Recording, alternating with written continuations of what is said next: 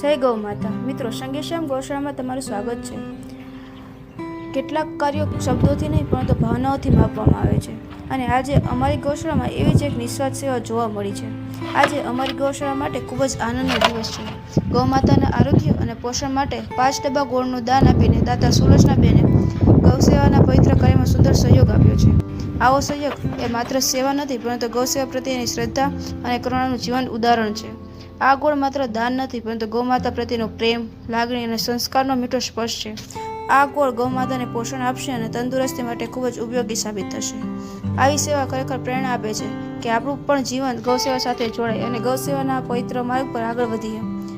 અમે દિલથી સુલોચનાબેનનો આભાર વ્યક્ત કરીએ છીએ અને ગૌમાતાના ચરણોમાં પ્રાર્થના કરીએ છીએ કે તેમને સદા સુખ, શાંતિ, સમૃદ્ધિ અને લાંબુ આયુષ્ય પ્રાપ્ત કરે.